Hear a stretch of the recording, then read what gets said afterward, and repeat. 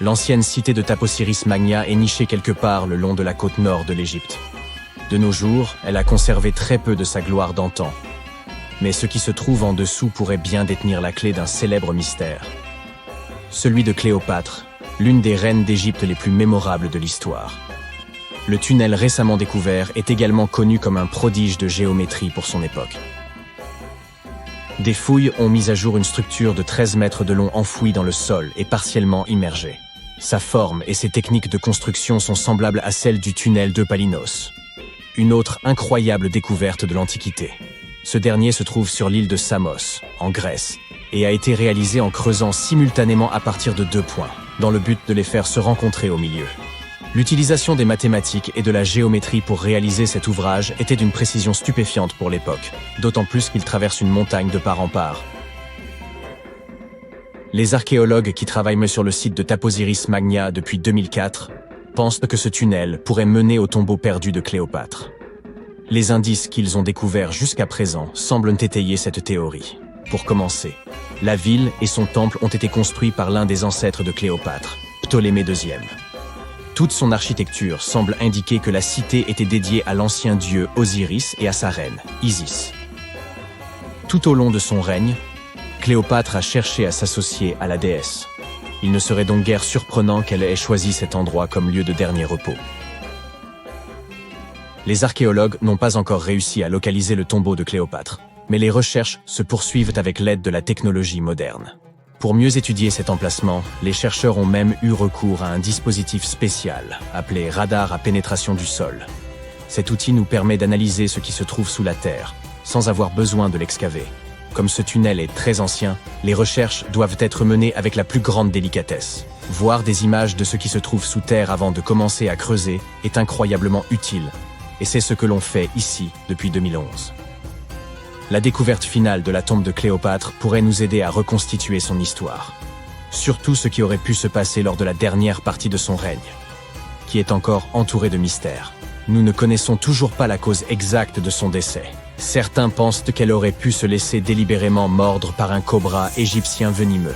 D'autres ont suggéré qu'elle était tout à fait accoutumée au poison, en dissimulant même dans sa brosse à cheveux, au cas où le besoin s'en ferait sentir. Mais cela ne veut pas nécessairement dire qu'elle ait choisi de l'utiliser sur elle-même. Nous avons beaucoup d'autres informations intéressantes sur Cléopâtre, qui sont tout aussi dignes d'intérêt, comme le fait qu'elle ait eu sa propre styliste. La plupart des images que vous avez vues représentant la célèbre reine montrent que ses yeux étaient cernés de colle noire. Ce look aurait été créé par Airas, une servante connue pour avoir été sa cosméticienne attitrée. Elle traçait une longue ligne de ses yeux jusqu'à ses tempes, une technique de maquillage encore utilisée aujourd'hui pour mettre les yeux en valeur. Airas aurait été une figure importante tout au long de sa vie, officiant également comme sa confidente et sa plus proche amie. Il existe même quelques théories qui suggèrent qu'Airas se tenait à ses côtés lorsqu'elle a mis fin à ses jours. Malgré ses tenues recherchées, Cléopâtre n'était pas aussi belle qu'on le décrit. Ou du moins, c'est ce que pointent des recherches récentes. Certes, si l'on regarde les films et l'iconographie moderne, elle est représentée comme une femme d'une extrême beauté, aux traits symétriques et délicats. Toutefois, si l'on examine les pièces de monnaie représentant son profil de l'époque, son apparence laisse beaucoup à désirer. Son image sur les pièces de monnaie a peut-être également été exagérée, pour donner à la reine une apparence plus reconnaissable aux yeux de son peuple. Ainsi, il n'existe aucune source véritablement fiable pour confirmer son aspect. Mais sa description dans la plupart des textes de l'Antiquité évoque ses autres qualités, comme son éloquence et sa personnalité, plutôt que sa beauté. Cléopâtre est peut-être la reine égyptienne la plus célèbre à ce jour, mais elle n'était pas non plus le premier choix. Elle avait une sœur aînée, Bérénice, qui n'aura que très brièvement occupé le trône. Cette dernière ayant été renversée après 3 ans de règne, Cléopâtre s'est donc habituée à endosser le rôle et a commencé à se consacrer à sa propre éducation. Elle voyageait fréquemment à travers le pays pour se familiariser avec son peuple et avec leurs besoins. Elle n'avait que 18 ans lorsque les rênes du pouvoir lui ont été transmises, et elle a immédiatement gagné en popularité en raison de sa grande intelligence et de son instruction. Son goût pour la littérature était également renommé. On savait qu'elle était friande des œuvres d'Homère, le célèbre poète grec. Cléopâtre aimait d'ailleurs autant écrire qu'elle aimait lire. Il existe même des suppositions selon lesquelles elle aurait écrit un livre sur la médecine et les cosmétiques, mais nous n'avons aucune preuve à ce jour que ce travail ait jamais existé. Être une grande souveraine à cette époque signifiait qu'il était indispensable de parler plusieurs langues. Cléopâtre l'avait clairement compris. Et c'est pourquoi il se murmure qu'elle en connaissait de nombreuses, à des degrés divers. Certains archéologues ont suggéré qu'elle maîtrisait le grec, l'égyptien et l'éthiopien, ainsi que de nombreux dialectes arabes. Elle aurait également pu parler latin, mais il y a peu de preuves pour soutenir cette hypothèse. Elle n'avait peut-être pas des traits angéliques, mais Cléopâtre faisait vraiment attention à son apparence, à commencer par son alimentation. Elle aimait les repas simples, notamment une variété de poissons. Étant donné qu'elle vivait près de la mer Méditerranée, ce n'est vraiment pas une surprise. En guise de friandises, elle raffolait des pigeons farcis, qu'elle servait également à ses invités. D'autres plats au menu comprenaient des légumes et de la soupe de fèves. Les fruits et les noix n'étaient pas en reste dans son alimentation, et elle était également une grande amatrice de miel. Récemment, une équipe d'experts a même essayé de reproduire son célèbre parfum. Voyez cela comme l'équivalent antique du Chanel numéro 5. Cléopâtre était connue pour être une grande amatrice de parfums luxueux, dont elle croyait même qu'ils pouvaient influer sur la manière dont les gens la percevaient. La base de ce parfum est la myrrhe, une résine récoltée sur un arbre local. D'autres ingrédients ajoutés au mélange étaient également répandus à l'époque, comme la cardamome, l'huile d'olive et la cannelle. Le résultat peut ne pas être aussi fragrant que les parfums que nous connaissons et employons aujourd'hui. Sa consistance était beaucoup plus épaisse, mais le parfum durait beaucoup plus longtemps. Quand elle était à l'apogée de sa gloire, Cléopâtre aurait bien pu être la personne la plus riche au monde. À cette époque, elle régnait sur un territoire qui s'étendait à travers la Méditerranée, de la Libye actuelle à l'ouest, en passant par l'Égypte jusqu'à la Syrie tout à l'est. À l'époque, c'était le plus grand territoire jamais dirigé par une femme. En monnaie d'aujourd'hui, sa fortune aurait donc pu avoisiner les 95 milliards de dollars. Les calendriers que nous utilisons aujourd'hui ont peut-être été introduits par Cléopâtre elle-même. C'est elle qui aurait présenté l'idée des années bissextiles et des jours intercalaires à Jules César, le général romain avec lequel on sait qu'elle était très proche. Suivant ses conseils, César aurait fait de ces ajustements une partie intégrante du calendrier romain. Les anciens Égyptiens savaient déjà que l'année était plus longue que 365 jours exactement. Ils ont découvert cela en étudiant l'étoile la plus brillante dans le ciel, appelée Sirius, et en ont conclu qu'une année durait en réalité 365 jours et un quart. C'est Elizabeth Taylor qui a fameusement introduit Cléopâtre dans l'imagerie populaire, lorsqu'elle l'a interprétée dans le film du même nom en 1963. À ce moment, il s'agissait du film le plus coûteux jamais produit. Il n'était censé coûter qu'environ 2 millions de dollars, mais a fini par engloutir l'incroyable somme de 44 millions. C'était principalement dû à des problèmes de scénario et de production. Pour réaliser ce film emblématique, les producteurs ont dû créer 79 décors de toutes pièces, ainsi que plus de 26 000 costumes pour le reste du casting. Rien que les costumes de Cléopâtre d'Elizabeth Taylor ont coûté environ 2 000 dollars. Heureusement pour les producteurs, le film a fait les gros titres et a été très bien accueilli par la critique, ce qui en fait un succès au box-office. Certains associent Cléopâtre à un autre célèbre souverain d'Égypte, le pharaon Toutankhamon. C'est une erreur. Car hormis le fait qu'ils aient en tous deux été des pharaons égyptiens, ils n'ont rien d'autre en commun. Pour commencer, Toutankhamon a vécu environ 1300 ans avant Cléopâtre. Et ils ne partageaient même pas la même ascendance. Cléopâtre avait des racines grecques macédoniennes, tandis que Toutankhamon était un Égyptien du pur souche. Nul homme ne retrouvera jamais mon tombeau. C'est, selon la légende, ce qu'aurait un jour déclaré Cléopâtre. Il ne s'agissait pas réellement d'une question de sexe. Elle ne souhaitait simplement pas qu'une âme vivante vienne troubler son repos. Et je pense qu'elle signifiait par là qu'aucun être humain ne parviendrait jamais à localiser sa tombe. Pourtant, contre toute attente, c'est bien une femme qui s'est approchée plus que quiconque de cet objectif tant convoité. Faites la connaissance de Kathleen Martinez-Berry, une avocate pénaliste dominicaine devenue archéologue.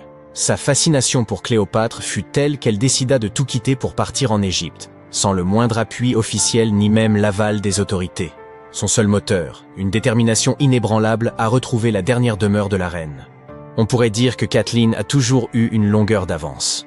Élève précoce, elle sauta plusieurs classes, maîtrisa le piano, les échecs, la natation et les arts martiaux, et grandit dans un environnement où les plus brillants esprits venaient débattre sous son toit.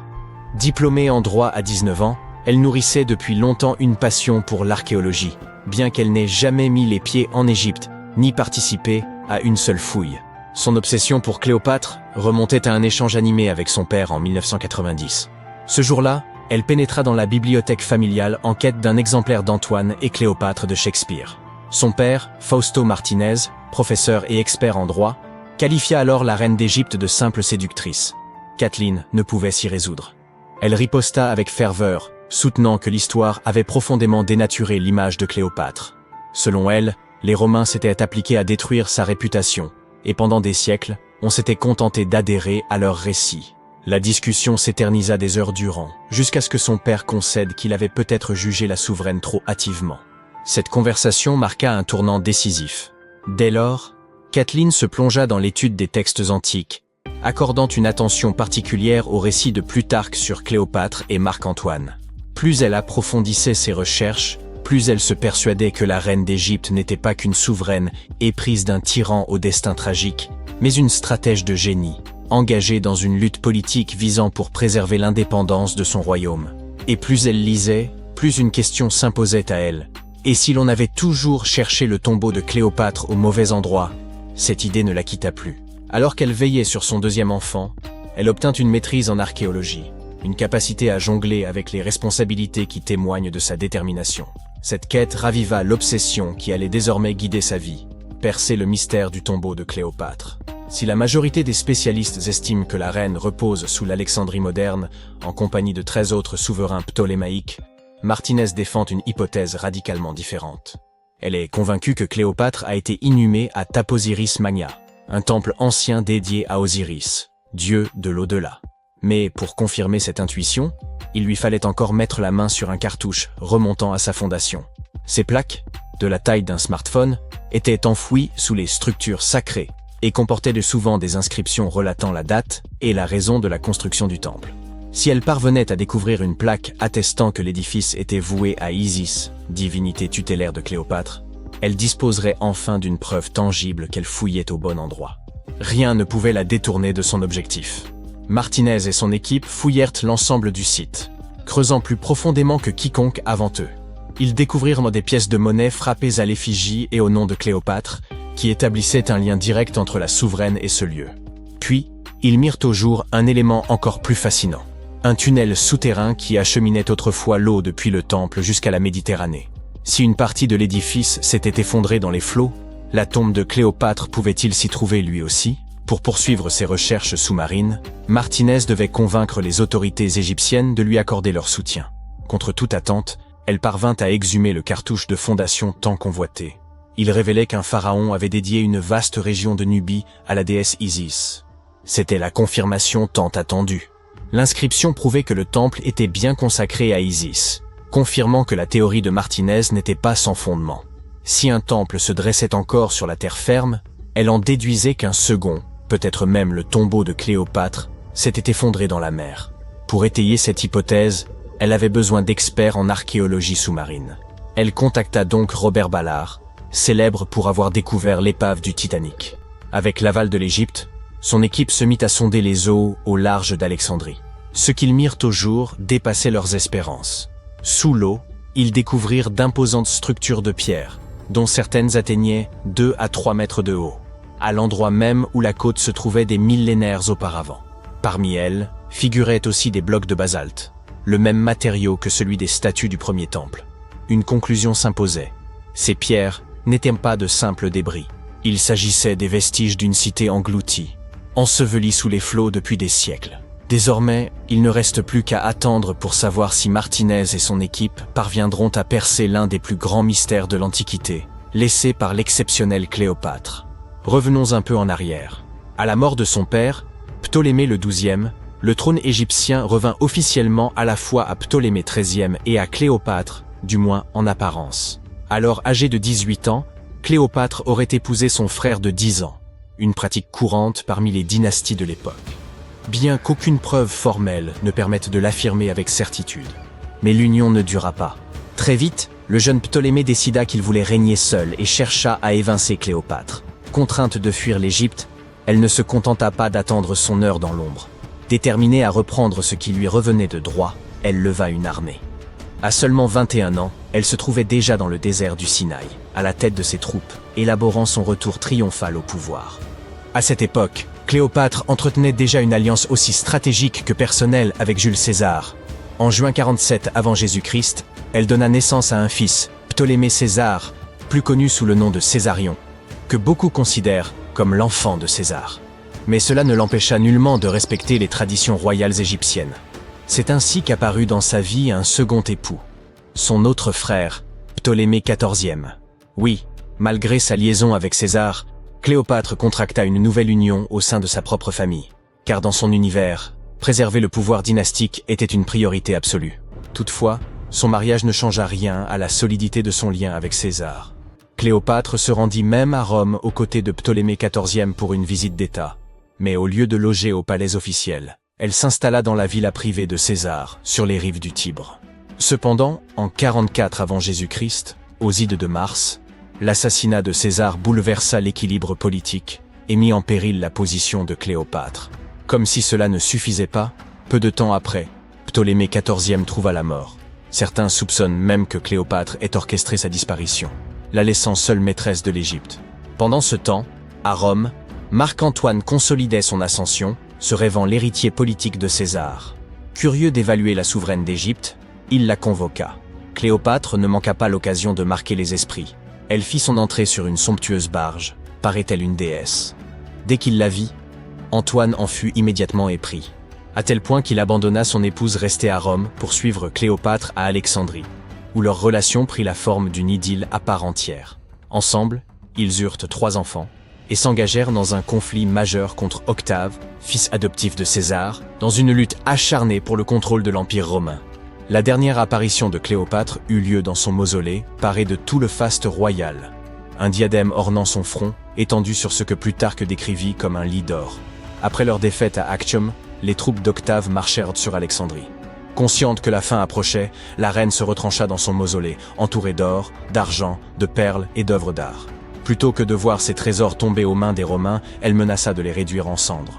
Antoine, refusant de son côté de tomber vivant entre les mains des Romains, se frappa de son propre glaive. Toutefois, avant d'expirer, il fut transporté auprès de Cléopâtre. Elle le serra contre elle tandis qu'il rendait son dernier souffle. Un peu plus d'1 semaine plus tard, Cléopâtre prit sa décision. Plutôt que de souffrir l'humiliation d'être paradée comme prisonnière d'Octave, elle mit fin à ses jours. Selon la légende, elle succomba à la morsure d'un aspic, bien que les sources historiques restent floues sur ce point. Elle n'avait alors que 39 ans, une existence qui, somme toute, fut assez bien remplie. En novembre 1922, un garçon marchant dans les montagnes désertiques d'Égypte a découvert des marches antiques taillées dans la roche. Par la suite, cette découverte est devenue l'une des plus grandes et des plus importantes découvertes archéologiques au monde. Cette marche faisait partie du tombeau intact de Toutankhamon. Les archéologues ont trouvé environ 5000 objets anciens, dont des bijoux, des tissus, des vases peints et des masques funéraires. Tu as probablement vu l'un d'entre eux. Il est devenu l'un des attributs les plus reconnaissables de l'Égypte ancienne. Plus de 100 ans se sont écoulés depuis. Aujourd'hui, l'humanité s'est enfin rapprochée d'une autre découverte de grande envergure, la tombe de Cléopâtre. Cette reine a été la dernière souveraine active du royaume ptolémaïque d'Égypte, qui a siégé sur le trône de 51 à 30 avant notre ère. Il existe de nombreux documents anciens sur Cléopâtre, son règne et sa personnalité hors du commun. Mais jusqu'à présent, personne n'avait découvert les secrets de son décès et de son lieu de sépulture. Kathleen Martinez, archéologue, étudie depuis des décennies les documents anciens et les temples autour d'Alexandrie et a conclu que la tombe de la reine devait se trouver sous la cité antique de Taposiris Magna, Tapusiris Magna, fondée en 280 avant notre ère. Il s'agissait d'une grande ville située sur la côte nord de l'Égypte, où des dizaines de milliers de personnes travaillaient dans le commerce et l'industrie. Et il semble que les suppositions du docteur Martinez se soient révélées exactes. Avec un groupe d'archéologues, Elle a découvert un tunnel souterrain secret près d'Alexandrie, d'une longueur d'environ 1300 mètres. Il a été creusé dans la roche sous le temple de Taposiris Mania. Au cours des fouilles, ils ont trouvé de nombreux éléments qui indiquent que la tombe de Cléopâtre se trouve dans les profondeurs du tunnel. Il est également possible qu'elle y soit enterrée avec le commandant romain Marc-Antoine. Selon des documents anciens, Cléopâtre et Marc-Antoine s'aimaient et s'opposaient ensemble au Sénat romain, qui déclarait Antoine traître. Le fait que des catastrophes naturelles se soient produites sur le territoire de Taposiris Mania pendant des milliers d'années peut compliquer les fouilles. Des tremblements de terre et des inondations ont détruit la ville, et peut-être inondé ces tunnels souterrains. Mais les archéologues espèrent peu que l'ancienne tombe est restée intacte, et qu'elle cache de nombreux trésors et documents sur la vie royale de l'Égypte ancienne, sous le règne de la dernière dynastie. Il est possible que les fouilles se déroulent sous l'eau et dans la boue. Cela demandera beaucoup de temps et de moyens financiers, mais les archéologues sont sûrs que cela en vaut la peine. Quoi qu'il en soit, il est trop tôt pour affirmer que Cléopâtre est réellement enterrée à cet endroit, mais les scientifiques ont trouvé de nombreux objets dans le tunnel qui le confirment, notamment des pots en argile, des dizaines de pièces de monnaie à l'effigie de Cléopâtre et d'Alexandre le Grand, ainsi qu'un buste à l'effigie de la reine égyptienne. Cléopâtre reste l'une des personnalités les plus populaires d'Égypte, au même titre que Ramsès III et Toutankhamon. Elle a inspiré de nombreux films, peintures et livres. Mais qu'est-ce qui l'a rendue si populaire? Elle est devenue célèbre pour son inconstance. C'était une souveraine belle et intelligente qui a sorti l'Égypte de la crise et en a fait une puissance prospère. Les textes arabes médiévaux indiquent qu'elle connaissait la chimie, les mathématiques et la philosophie, et qu'elle a peut-être écrit plusieurs ouvrages scientifiques. Elle connaissait plusieurs langues et avait d'excellentes compétences diplomatiques. Par ailleurs, de nombreuses légendes affirment qu'elle était une femme fatale, qui rendait beaucoup d'hommes fous. Cependant, rien ne prouve que sa beauté était incomparable. Hollywood a créé l'image d'un modèle éblouissant en tournant plusieurs films dans lesquels des actrices célèbres interprétaient le rôle de Cléopâtre. L'empereur romain Octave, fils adoptif de Jules César, a quant à lui créé l'image d'une séductrice insidieuse parce qu'il était son ennemi. Bien qu'elle soit née en Égypte, Cléopâtre n'était pas égyptienne. Ses ancêtres étaient des Grecs, dont l'un des généraux d'Alexandre le Grand. Cependant, le peuple égyptien l'aimait. Elle a appris la langue et a été très sensible aux traditions de ce pays. Elle connaissait bien l'histoire, la mentalité et les coutumes de l'Égypte ancienne. Elle a relevé le niveau de l'économie égyptienne et renforcé le statut de l'Égypte en tant que puissance mondiale. Tout cela a été rendu possible en grande partie grâce à sa ruse et à sa force de persuasion. Elle aimait les représentations théâtrales et les fêtes somptueuses. Elle savait comment surprendre les gens et se donner en spectacle. Mais derrière l'image extérieure d'une amatrice de luxe se cachait une souveraine intelligente et calculatrice. L'Égypte ancienne était un pays riche et luxueux, et Cléopâtre a tout fait pour accroître sa richesse et renforcer sa position sur la scène internationale. Par exemple, une fois, elle était en conflit avec son frère Ptolémée XIII.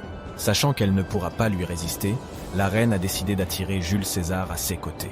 L'empereur romain est arrivé à Alexandrie, où Cléopâtre voulait le rencontrer. Mais Ptolémée a eu vent de ses projets et a voulu l'empêcher de se rendre auprès de César. Au lieu d'une arrivée riche et bruyante, Cléopâtre décide de passer inaperçue. Elle s'enveloppe dans un tapis ou un sac de lin que les serviteurs de l'empereur transportent dans les appartements privés de César. Cléopâtre sort du tapis et impressionne l'empereur romain par sa beauté et sa détermination. Ils tombent amoureux l'un de l'autre et deviennent de proches alliés. Quelque temps plus tard, elle impressionne un autre Romain influent à des fins diplomatiques. Elle se rend à la rencontre de Marc-Antoine sur une barge dorée au voile pourpre et aux rames d'argent. Cléopâtre est habillée à l'image d'Aphrodite et est assise sous un magnifique dais. Zeus, serviteur, déguisé en Cupidon, souffle dans son éventail et brûle de l'encens. Mais Cléopâtre a créé un tel spectacle pour une raison bien précise. Elle savait qu'Antoine vénérait la mythologie grecque et se considérait comme l'incarnation de Dionysos. Cette femme l'impressionne tellement qu'il finit par l'épouser. Cléopâtre défend sa couronne, renforce son alliance avec Rome et donne 3 enfants à Antoine. En Égypte, ils organisent de grandes fêtes et jouissent de la richesse et du pouvoir. Cependant, la relation d'un haut fonctionnaire avec la reine égyptienne provoque un scandale à Rome. Comme Octave est le principal adversaire d'Antoine dans la lutte pour le pouvoir, Il exploite la situation pour ternir la réputation de son concurrent. Il utilise la propagande pour faire de Cléopâtre une séductrice insidieuse aux yeux des citoyens romains. Il accuse Antoine d'avoir succombé à ses charmes. Le Sénat romain soutient Octave et déclare Cléopâtre ennemie. En 33 avant notre ère, ce conflit atteint son apogée lorsque la marine d'Antoine affronte la flotte d'Octave. Ce dernier l'emporte et oblige son ennemi à fuir en Égypte avec Cléopâtre. Selon certaines sources, il se serait réfugié près d'Alexandrie. Poursuivi par les Romains, il se cache dans l'un des palais de Cléopâtre et trouva la mort.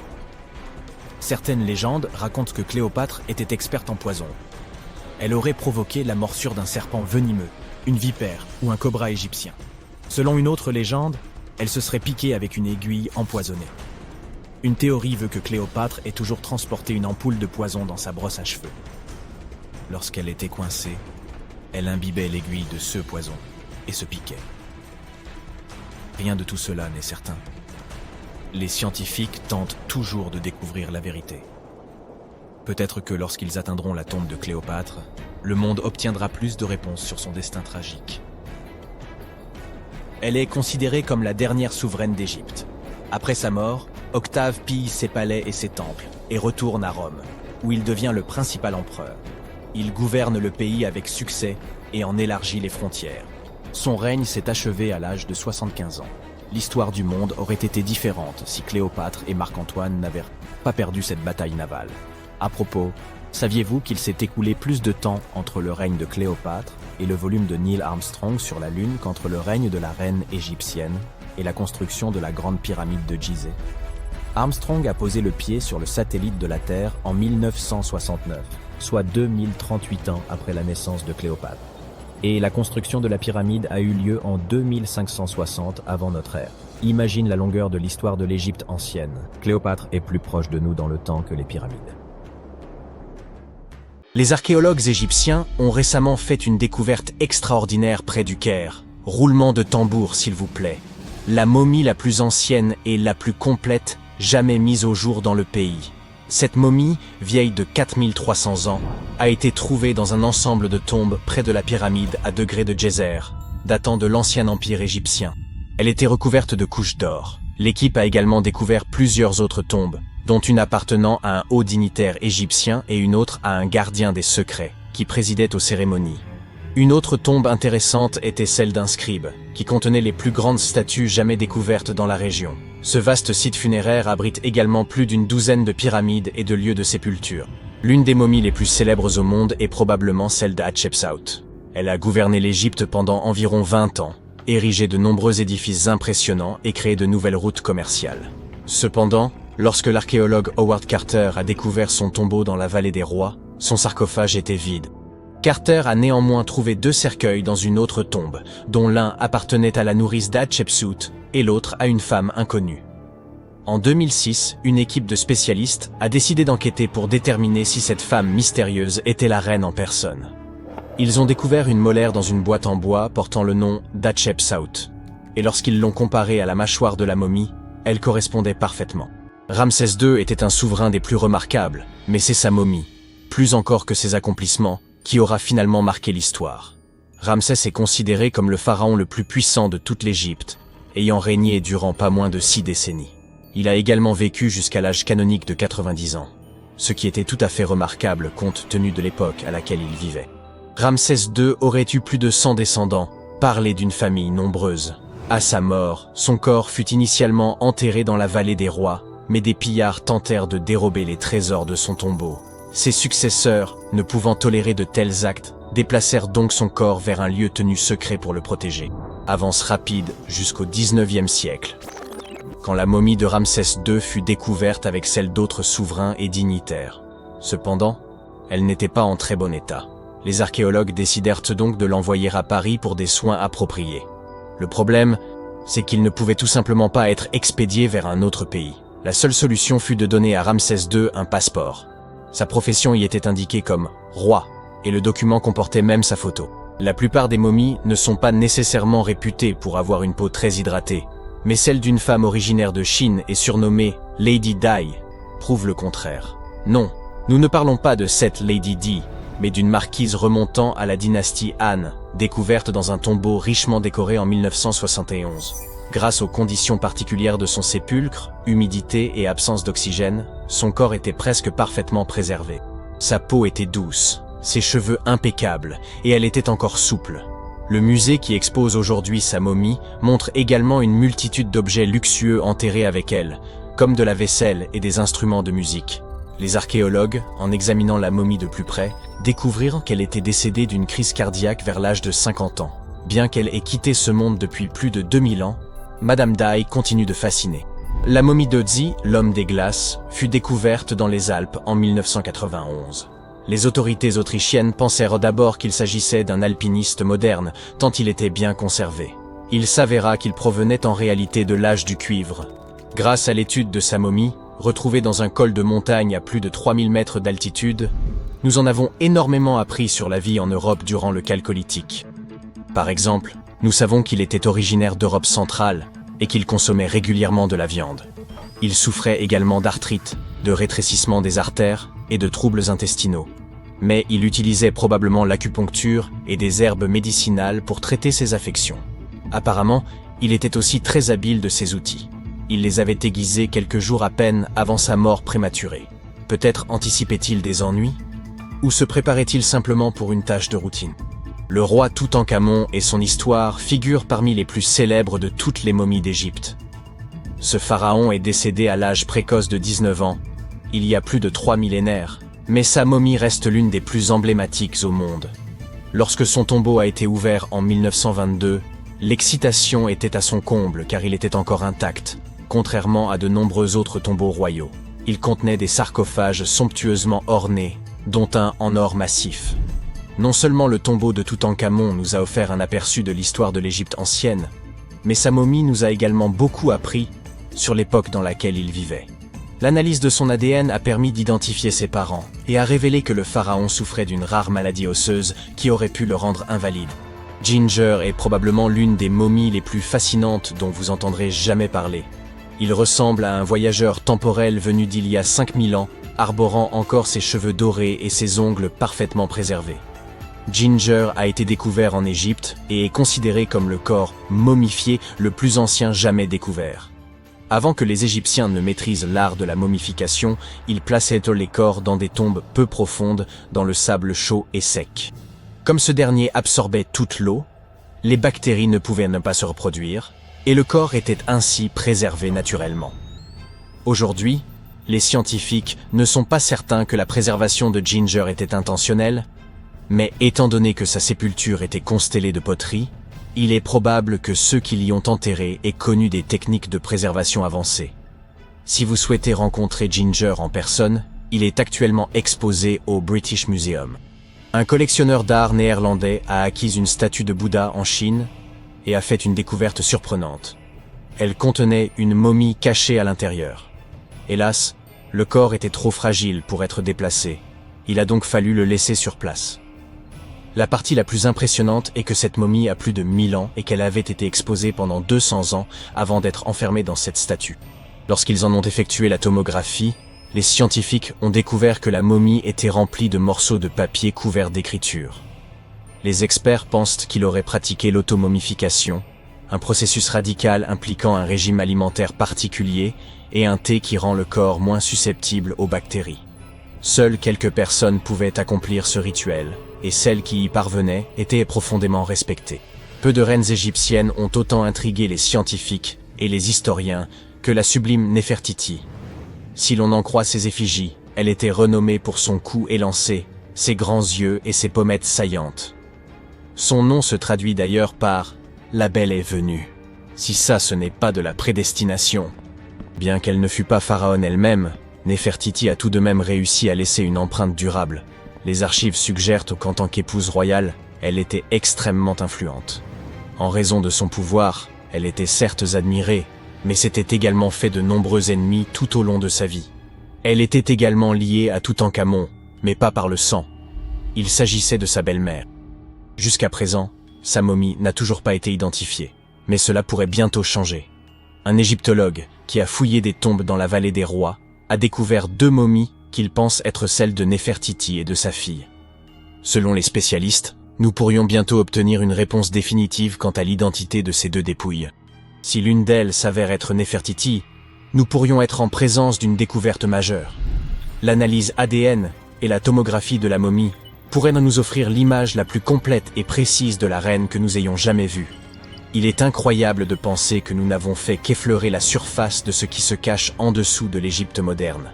Néfertiti a régné sur l'Égypte pendant une période de grande puissance et de prospérité, mais est malheureusement décédée au cours d'une période de troubles qui ont conduit à la perte de son site funéraire. Qui peut vraiment prédire où elle se trouve aujourd'hui?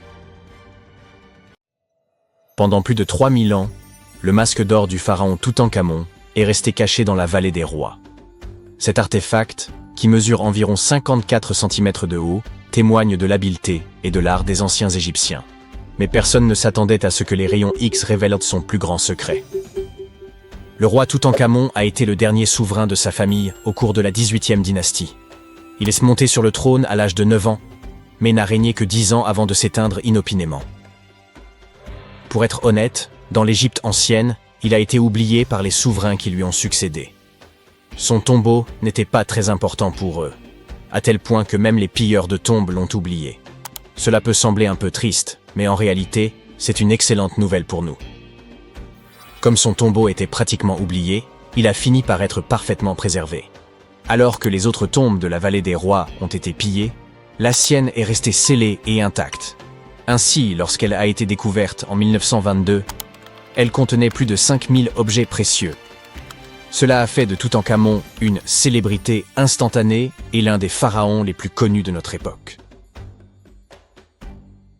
Parmi ces trésors se trouvait la pièce la plus étonnante, son masque d'or. Ce masque est censé être l'image exacte du visage du roi, ou du moins était-il censé l'être, mais nous y reviendrons plus tard. Le but de cette représentation exacte de son visage était de s'assurer que son âme le reconnaîtrait dans l'au-delà et reviendrait dans son corps momifié. Selon les anciennes croyances égyptiennes, cela lui permettrait de continuer à vivre dans l'au-delà. Le masque semblait avoir été incroyablement difficile à réaliser, mais sa réelle complexité n'a été révélée que bien des années plus tard. Les premières radiographies du masque ont été réalisées en 1967. À l'époque, ces scans étaient menés principalement motivés par des raisons pratiques. La conservation. Le masque partait pour une exposition à Paris. C'était la première fois qu'il quittait l'Égypte. Ces images permettraient de constater les éventuels changements survenus au cours de l'exposition. En outre, elles pouvaient donner des indications sur la manière dont le masque avait été fabriqué. Mais à l'époque, on ne se rendait sans doute pas bien compte de la complexité de sa construction.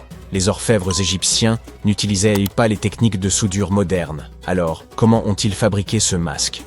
De nouvelles radiographies effectuées en 2007 nous ont apporté quelques réponses. Il s'avère que les Égyptiens n'utilisaient pas d'or pur, qui est de 24 carats. Le masque était en fait réalisé en or 23 carats, c'est-à-dire mélangé à un autre matériau.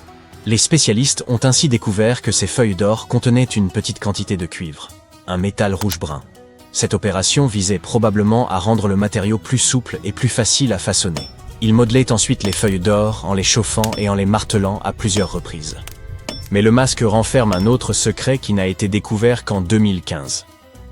L'année précédente, le personnel du musée égyptien du Caire préparait l'exposition du masque lorsque sa longue barbe fut accidentellement arrachée. Selon un autre scénario, la barbe se serait détachée au fil du temps et serait tombée toute seule. Quoi qu'il en soit, le fait que la barbe du roi Toutankhamon se soit détachée a causé beaucoup de tension. Après tout, il s'agit de l'une des plus grandes attractions touristiques du Caire, et les experts devaient donc régler le problème très rapidement. Le processus de restauration a commencé par un relevé détaillé de l'état du masque. Pour ce faire, ils ont dû effectuer un scan tridimensionnel complet de l'artefact. Et par hasard, ils ont trouvé quelque chose de très intéressant à l'intérieur. Dans la barbe royale se trouve un tube en or, une structure intrigante que les Égyptiens ont probablement utilisée pour attacher la barbe au reste du masque. Cela prouve une fois de plus que le processus de fabrication de ce masque était encore plus complexe que ne le pensaient les experts. Mais les mystères ne s'arrêtent pas là. Vous vous souvenez que nous avons dit que le masque était censé représenter parfaitement le visage du roi Toutankhamon ? Ce n'est peut-être pas tout à fait vrai. certaines théories populaires suggèrent que le masque n'a jamais été conçu pour lui et qu'il a été fabriqué pour quelqu'un d'autre. Une étude publiée en 2015 suggère qu'il aurait initialement été confectionné pour une femme pharaon, sa belle-mère supposée, la célèbre et magnifique reine égyptienne Néfertiti. L'indice le plus probant provient d'une inscription sur le masque. À première vue, elle semble bien se référer à Toutankhamon. Mais après un examen approfondi, les chercheurs ont remarqué que quelque chose d'autre avait été écrit sous le nom du roi. Le cachet du nom royal semble avoir été modifié. À l'origine, il portait une inscription que l'on a traduite par « Reine Néfertiti ». Une autre caractéristique du masque d'or de Toutankhamon, passé inaperçu pendant des années, ajoute encore au mystère. Comme nous l'avons déjà mentionné, les experts pensent que les pharaons qui lui ont succédé ne le respectaient pas beaucoup. Les oreilles percées sur le masque sont l'un des indices qui ont amené les archéologues à cette conclusion. Certains chercheurs pensent que le roi Toutankhamon n'aurait pas porté de boucle d'oreille après son enfance. Ainsi, selon leur théorie, lorsqu'il est décédé à l'âge de 18 ans, il n'aurait pas dû être représenté avec les oreilles percées. Cela pourrait également confirmer l'idée que le masque appartenait à l'origine à Néfertiti, ou peut-être à quelqu'un qui n'était même pas lié au roi Toutankhamon. Mais le masque n'est pas la seule source de mystère. En fait, sa tombe entière est truffée d'énigmes. Récemment, des historiens ont découvert un indice indiquant que l'endroit où le roi Toutankhamon était censé être enterré avait été changé à la dernière minute. Pendant des années, les experts se sont demandé pourquoi un pharaon qui a régné pendant 9 ans avait fini dans une tombe aussi simple. Comparé à la grandeur des tombes d'autres pharaons, sa tombe semble un peu ordinaire. L'idée qu'un roi comme Toutankhamon puisse avoir un lieu de repos aussi banal ne correspond pas au pouvoir et à l'importance qu'il devait avoir dans l'Égypte ancienne. Alors, que s'est-il passé? Apparemment, cela pourrait avoir un rapport avec son successeur, le pharaon Haï. Après la mort du roi Toutankhamon, les chercheurs pensent que Haï a fait en sorte de l'effacer de l'histoire de l'Égypte. Une théorie suggère donc qu'il est probablement à l'origine de la décision rapide de placer le corps du roi Toutankhamon dans une tombe plus petite et moins impressionnante. Lorsque les experts ont examiné la tombe d'Haï, ils ont trouvé quelque chose d'intéressant. Un grand mur recouvert de peintures représentant des babouins. Il s'agit du même type d'œuvre d'art que celle que l'on trouve dans la tombe de Toutankhamon. Il semble que ce soit la même personne qui ait choisi les œuvres d'art pour les deux tombes. La conception et la décoration des deux tombes sont presque identiques, ce qui suggère qu'une main commune les a réalisées. Mais il y a une différence essentielle. La tombe d'Haï est digne d'un roi. Elle est beaucoup plus grande et plus somptueuse, même si le style et les œuvres d'art sont similaires à ceux du tombeau de Toutankhamon. Cette théorie suggère donc qu'Haï aurait décidé du contenu des deux sépultures. Comme Toutankhamon est décédé subitement à un jeune âge, son grand tombeau n'a pas été achevé à temps. Habituellement, les pharaons entreprenaient la construction de leur tombe de leur vivant, afin de s'assurer que tout soit parfait. Mais Toutankhamon est décédé alors qu'il n'avait que 18 ans, et le temps lui a donc manqué. Et a peut-être profité de la situation pour commander une tombe plus petite pour Toutankhamon et garder la plus grande pour lui. Les experts pensent que cette théorie expliquerait pourquoi la tombe de Toutankhamon est si simple et comment Haï a réussi à effacer sa mémoire de l'histoire si facilement. En fin de compte, l'histoire du masque et du tombeau du roi Toutankhamon est empreinte de mystère et d'intrigue. Chaque nouvelle découverte jette un peu plus de lumière sur ce qui s'est réellement passé il y a tant d'années. Mais une chose est sûre, l'Égypte ancienne a encore bien des secrets à nous livrer. Et le roi Toutankhamon continuera de fasciner les hommes dans les années à venir. Imagine que tu travailles 7 jours sur 7 sur un grand chantier de construction. Comme des milliers d'autres personnes, tu portes des millions de blocs de pierre et tu les poses les uns sur les autres selon un système complexe. Tu travailles sans équipement de construction moderne. Tu n'as pas de climatisation, ni d'accès permanent à l'eau. Il fait si chaud dehors que tu peux faire frire des œufs sur la route. Tu construis cette pyramide depuis des décennies. Et maintenant, quand elle est enfin terminée, tu apprécies le résultat du travail colossal de milliers de personnes. Tu as devant toi un monument culturel géant de valeur mondiale qui va se figer dans le temps et émerveiller les gens pendant des dizaines de milliers d'années. Quelques milliers d'années ont passé, les gens du 21e siècle voient les pyramides et se disent « Waouh, je ne peux pas croire que des humains aient construit ça ». Oui, les gens qui ont construit les pyramides n'auraient pas apprécié ce genre de remarques. Mais en fait, il y a de bonnes raisons de penser que les gens qui l'ont construit ont utilisé une technologie hors du commun. De l'extérieur, on dirait que les grandes pyramides ne sont que de grands triangles de pierre. Les gens ont simplement posé des blocs lourds les uns sur les autres. Et c'est tout. En fait, la conception semble trop parfaite pour être vraie. La pyramide est constituée de plus de 2 millions de blocs. Ils sont si proches les uns des autres et si réguliers qu'on ne pourrait même pas glisser une fine feuille de papier entre eux. Incroyable! Les scientifiques ne connaissent toujours pas la technologie exacte utilisée pour construire les pyramides égyptiennes. L'une des plus grandes et des plus célèbres est la grande pyramide de Gizeh. Cette énorme construction connue dans le monde entier a un grand secret. Il devait y avoir une pierre de couronnement au sommet de la pyramide. C'est un bloc de pierre de forme triangulaire, une petite pyramide au sommet d'une énorme. La chose est aussi connue sous le nom de pyramidion. Les bâtisseurs de l'Égypte ancienne l'ont fabriquée en granit et en calcaire et l'ont recouverte d'or. Aucun document ou dessin ancien ne permet de prouver qu'il y avait un pyramidion au sommet de la grande pyramide de Gizeh. Mais il existe une autre structure égyptienne ancienne dans ce type de triangle, la pyramide rouge. Elle a été construite avant la grande pyramide et sa pierre de couronnement a survécu jusqu'à ce jour. Les archéologues l'ont trouvée et reconstruite. Mais alors, où pourrait se trouver la pierre de couronnement de la grande pyramide? C'est un mystère qui n'a toujours pas de réponse. Certains sont persuadés que des voleurs l'ont dérobée au sommet. Peut-être ont-ils simplement grimpé et poussé le pyramidion jusqu'en bas. C'est tout à fait logique. La pierre angulaire était probablement l'élément le plus précieux de la pyramide. De nombreux scientifiques et archéologues ne connaissent toujours pas sa fonction exacte. Certains pensent que ce sommet recouvert d'or glorifiait les pharaons. La nuit, la pierre de couronnement reflétait la lumière de la lune et illuminait tout l'espace qui l'entourait. Pendant la journée, cette pierre reflétait la lumière du soleil avec sa surface brillante. On pouvait la voir de loin. Le sommet de la pyramide était une sorte d'étoile guide pour les voyageurs perdus.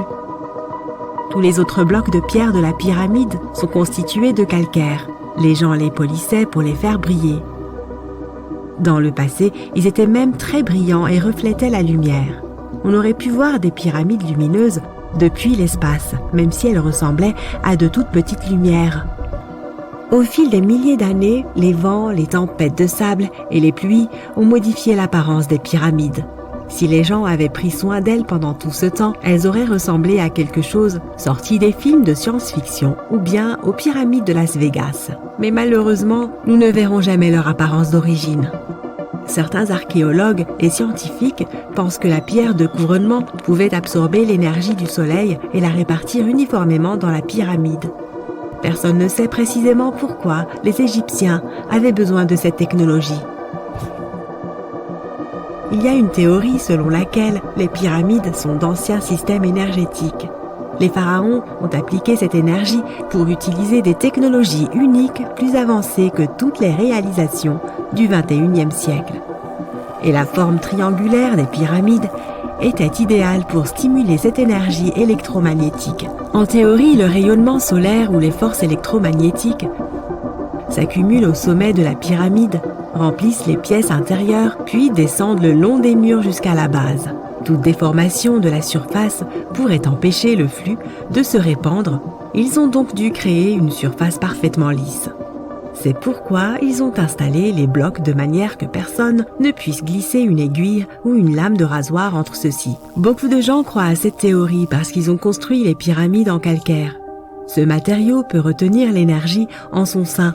Dans la partie intérieure, ils ont créé des dépôts de granit pour provoquer l'ionisation de l'air, c'est-à-dire pour créer une charge électrique. Ils ont également creusé des canaux sous la pyramide pour que l'eau puisse transmettre l'électricité. Et au sommet, ils ont placé une pierre de couronnement en or, le meilleur conducteur d'électricité. C'est ainsi que l'on obtient un grand générateur d'électricité. Différentes cultures ont utilisé des technologies similaires pour créer de l'électricité dans le monde entier. Mais ce ne sont que des théories. Si cela avait fonctionné, l'humanité aurait utilisé ces technologies aujourd'hui. On trouve des traces de l'industrie métallurgique, de la chimie, de l'ingénierie, de la physique, des mathématiques et de l'astronomie dans certains documents anciens. La plupart des scientifiques ne croient pas à toutes ces choses. Nous connaissons les étapes détaillées du développement de ces technologies dans différentes cultures. Au XXIe siècle, les scientifiques, les historiens et les anthropologues peuvent suivre l'évolution de tous les appareils modernes. Si les gens avaient créé certaines inventions technologiques dans les temps anciens, l'histoire du monde aurait été différente. Peut-être que toutes les réalisations de l'Antiquité auraient pu être effacées de la surface de la Terre par des cataclysmes mondiaux, et cela peut nous arriver à nous aussi. Imagine seulement comment les gens retrouveraient un ordinateur portable dans 5000 ans. Ils ne comprendraient peut-être pas de quel type d'appareil il s'agit. Une autre merveille égyptienne entourée de mystères est la statue du Sphinx. Les Égyptiens l'ont taillée dans une seule pièce gigantesque de calcaire, il y a environ 4500 ans. Mais les scientifiques ne savent toujours pas la date exacte de sa construction, ni qui l'a construite. Les Égyptiens ont peint le Sphinx de différentes couleurs, de sorte que son aspect était beaucoup plus brillant et plus vif dans un passé lointain. Il brillait tout comme les grandes pyramides. Quoi qu'il en soit, le temps n'a pas seulement changé son apparence, mais aussi son nom. Au départ, les Égyptiens l'appelaient Ori-Mekhet. Les Grecs l'ont rebaptisé Sphinx quelques centaines d'années après sa construction. Il soulignait la grandeur des souverains d'Égypte. Il remplissait également la fonction symbolique d'un chien de garde qui surveillait la tombe du pharaon et les chemins qui menaient à celle-ci. Cette version semble réaliste, puisque les archéologues ont découvert de nombreuses entrées secrètes au pied du Sphinx. Peut-être que ces pièces et ces tunnels complexes mènent à des salles souterraines contenant des trésors, et les trésors ne sont pas toujours de l'or ou des bijoux. Selon les légendes et les théories, le Sphinx garde la salle des archives où sont stockées toutes les connaissances de l'humanité. Les informations sur l'ancien état mythique de l'Atlantide pourraient se trouver ici. Tu peux trouver de nombreuses cartes détaillées des donjons internes du Sphinx sur Internet. Elles montrent des structures de 12 étages de profondeur sous la statue. On dirait une petite ville remplie d'or, de parchemins de savoir et de divers artefacts anciens. Mais on ne peut pas croire toutes ces cartes. Ce ne sont que des théories. Plusieurs milliers d'années se sont écoulées, mais les gens ont en réalité très peu d'informations sur ce sujet. Les archéologues savent qu'il y a encore beaucoup de choses étranges et passionnantes à propos du Sphinx qui n'ont pas encore été découvertes. Les gens du coin ont souvent peur de faire des recherches car ils croient qu'ils peuvent réveiller quelque chose de terrible, des profondeurs souterraines. Par conséquent, ce sont surtout des scientifiques d'autres pays qui mènent les fouilles. En 1998, des scientifiques ont découvert d'étranges tunnels qui menaient à des pièces vides sous le Sphinx. Ils ont constaté que des personnes avaient essayé de passer par ces tunnels dans le passé. Et il est possible que ces personnes aient emporté tous les trésors qui s'y trouvaient. Une des légendes dit qu'un puissant artefact se trouve sous le Sphinx. Son pouvoir pourrait changer le monde entier, mais les habitants le cachent car il pourrait nuire à la planète. Certains pensent que l'on peut trouver des preuves de technologie inconnue peintes sur les murs de granit des tombes des pharaons. Mais le plus probable est que ces peintures et ces signes nous racontent juste les mythes et les légendes de l'Égypte ancienne. Mais que se passe-t-il si les symboles et les dessins égyptiens sont des instructions détaillées pour utiliser les technologies anciennes? Et si les habitants qui vivaient à cette époque pensaient les gens dans le futur ne seront pas capables d'obtenir de l'énergie par eux-mêmes. Alors laissons-leur des instructions détaillées. Quoi qu'il en soit, il existe de nombreuses énigmes et théories. En réalité, la recherche de réponses est une entreprise dangereuse, car il n'est pas facile de pénétrer dans les salles souterraines. Les fouilles peuvent détruire la structure de l'ensemble du Sphinx. Toute personne qui se trouve dans les tunnels peut se perdre et ne jamais retrouver son chemin. En plus, cela coûte beaucoup d'argent. En fait, ce qui serait génial, c'est que des chercheurs puissent inventer un appareil qui pourrait scanner les zones souterraines et nous montrer des plans détaillés. Les grandes pyramides. Elles figurent parmi les 7 merveilles du monde antique et sont les seules à exister encore aujourd'hui. Saviez-vous que les pyramides de Gizeh n'étaient pourtant pas uniques en leur genre et qu'elles ne furent même pas les premières? Il y eut d'abord les moyennes pyramides, mais elles n'ont pas si bien marché. Bon. J'arrête de dire des sottises. Pour en revenir à notre histoire, dans l'Égypte ancienne, on croyait que les rois étaient choisis par les dieux pour servir sur terre en tant que médiateurs. Dans l'au-delà, Ils étaient censés devenir eux-mêmes des dieux. Le complexe pyramidal fut donc construit pour que le roi dispose de tout ce dont il pourrait avoir besoin dans l'au-delà. Il y avait la pyramide, un palais et des temples.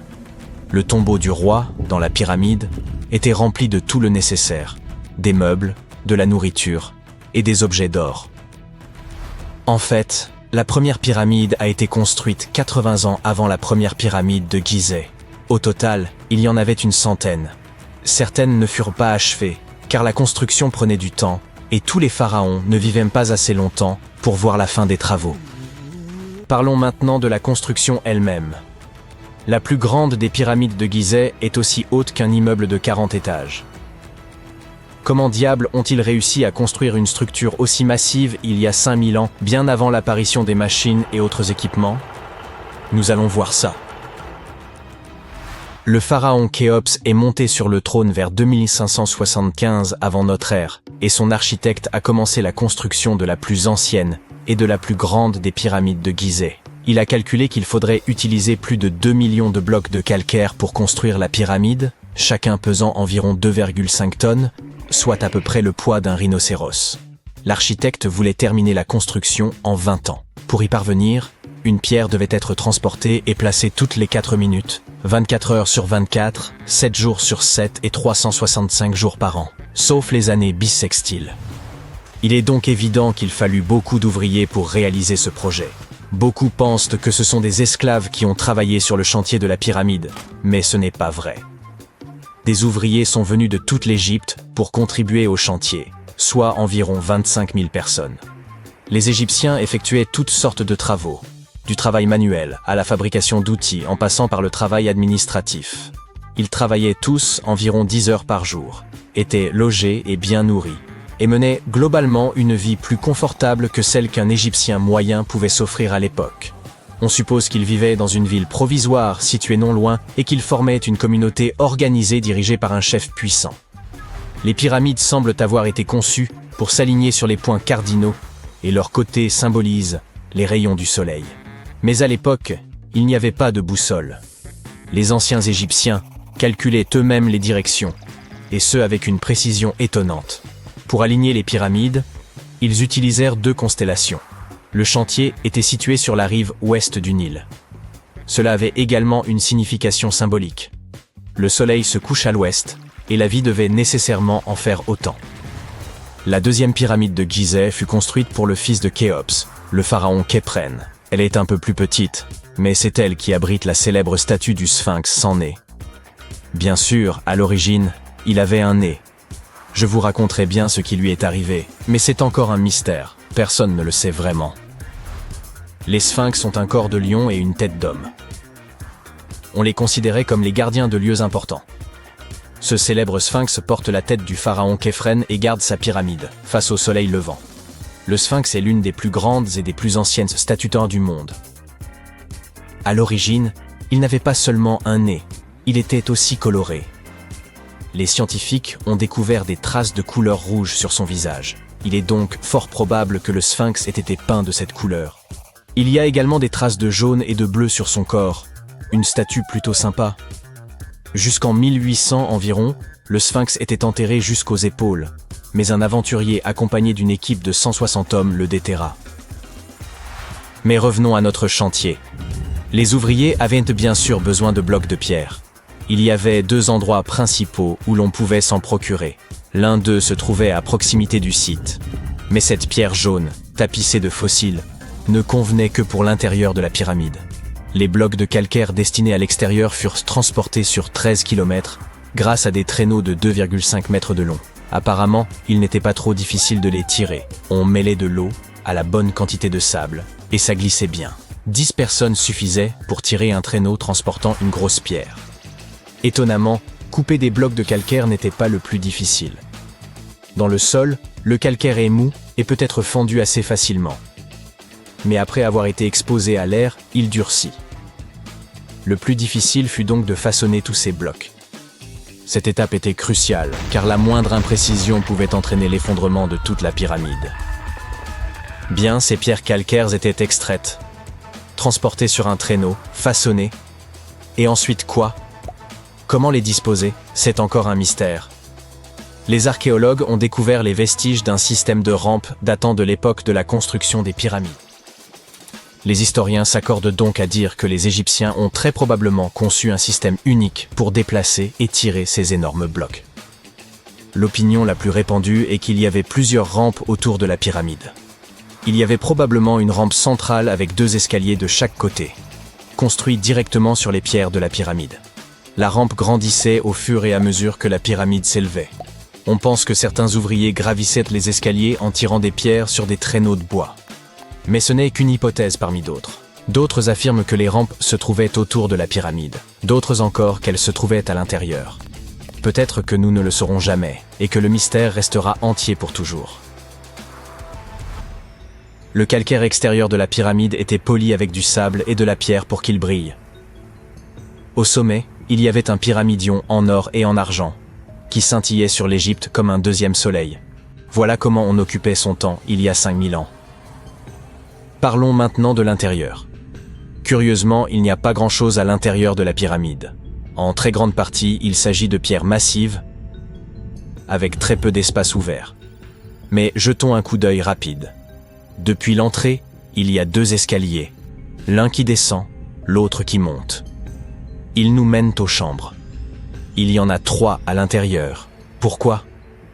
Apparemment, une chambre funéraire devait être toujours prête au cas où le pharaon aurait rendu l'âme avant la fin des travaux. À mesure que les travaux avançaient, d'autres chambres étaient reconstruites. La dernière était la principale, c'était la chambre du roi, celle où repose Khéops. C'est la plus grande pièce, au cœur de la pyramide, et un grand passage y mène. On l'utilisait probablement pour monter le granit, servant à décorer l'intérieur. On utilisa également du granit pour fabriquer 5 étages de poutres destinés à soutenir la structure. Et apparemment, ça a bien tenu étant donné que la pyramide est restée debout pendant des siècles. Malheureusement, aucune de ces chambres ne comporte de hiéroglyphes. Si vous voulez en voir, vous devez aller voir les tombes décorées situées près des pyramides. Ces œuvres sont des représentations de la culture et de la vie quotidienne de l'Égypte ancienne. Leurs textes permettent aux chercheurs d'étudier la langue et la grammaire. Les trésors qui se trouvaient autrefois dans les pyramides ont été emportés par des pilleurs. Il existe aussi de nombreux tunnels et passages secrets à l'intérieur des pyramides. Mais aujourd'hui encore, personne n'en connaît le plan complet. Cela fait des années que les scientifiques envoient des robots munis de caméras à l'intérieur. Mais il y a encore beaucoup de choses que nous ignorons. Aujourd'hui, ils se servent de rayons X pour scanner les pyramides de l'extérieur, sans entrer. Alors oui, les anciens Égyptiens ont bien créé un mystère que personne n'a réussi à percer en 5000 ans. Autant l'admettre, la plupart des tombes anciennes ont été profanées au moins une fois. Quelles qu'aient été les rumeurs entourant leur malédiction, la plupart des momies ont également été démaillotées. À une exception, la momie Bachiri demeure intacte et suscite un tel trouble que nul n'ose en percer les secrets. Voici Howard Carter, un nom qui vous est sans doute familier si vous vous intéressez à l'Égypte ancienne. On le connaît surtout pour avoir mis au jour, en 1922, la tombe du pharaon Toutankhamon. Mais rares sont ceux qui savent qu'avant cette découverte majeure, il aurait peut-être trouvé une autre momie. Cette découverte remonte à 1919 et porte divers noms, la momie de Bachiri, celle de Pachéri ou encore l'Intouchable.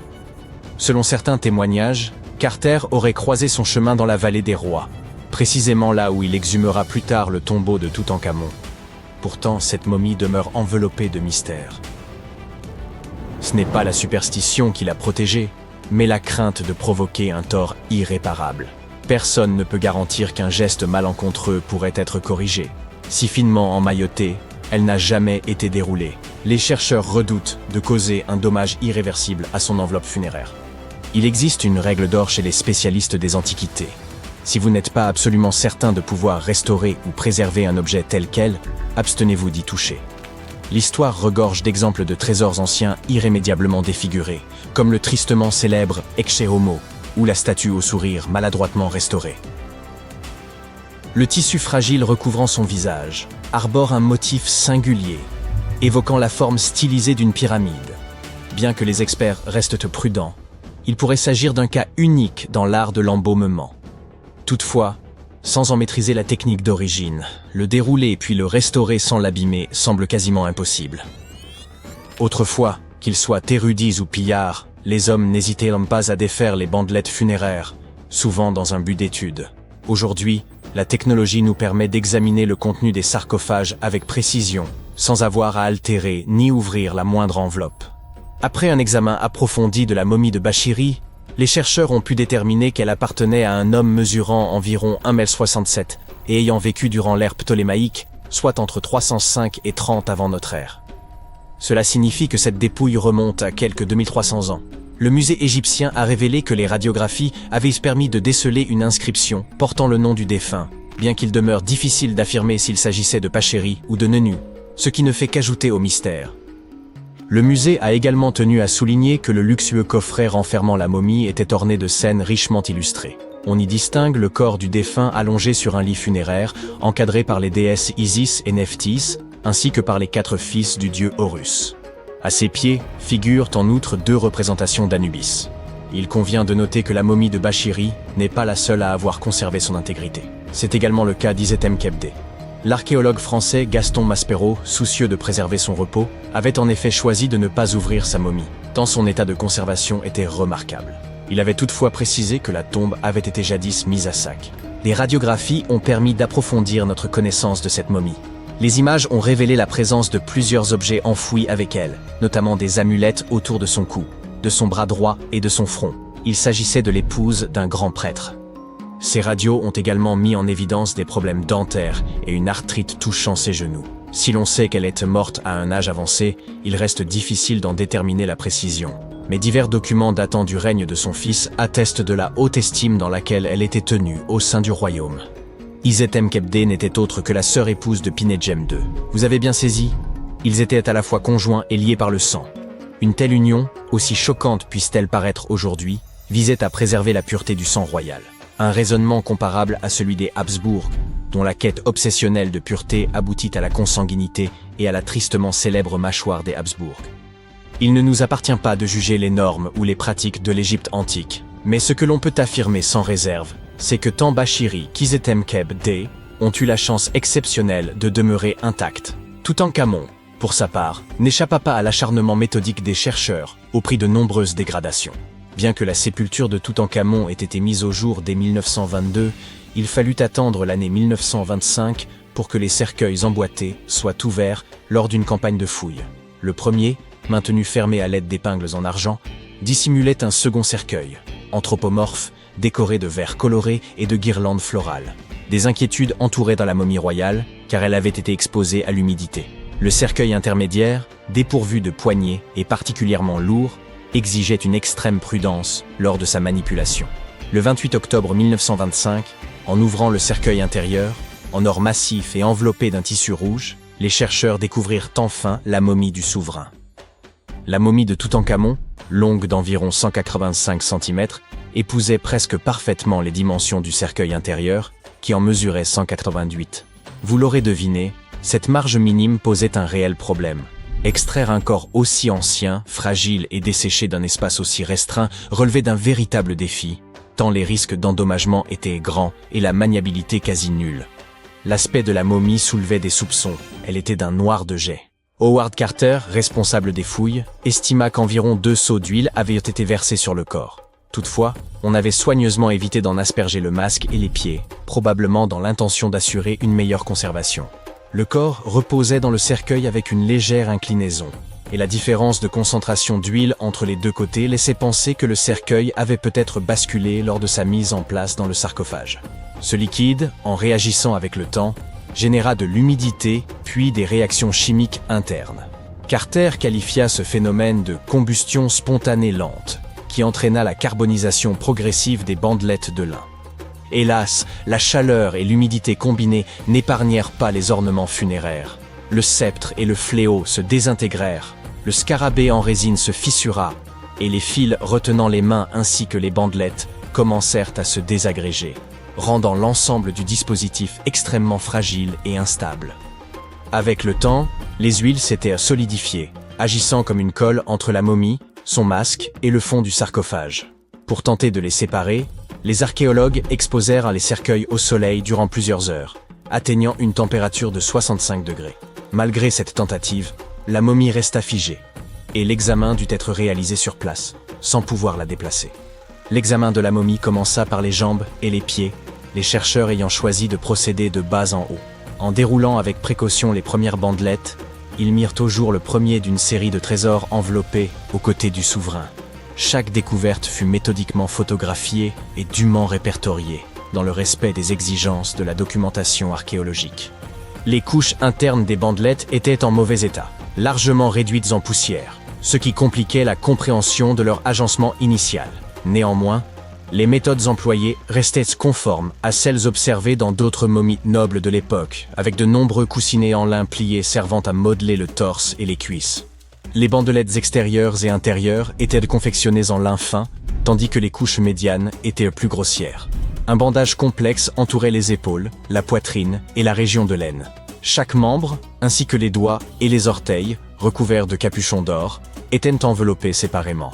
De plus, Toutankhamon portait des sandales en feuilles d'or aux pieds.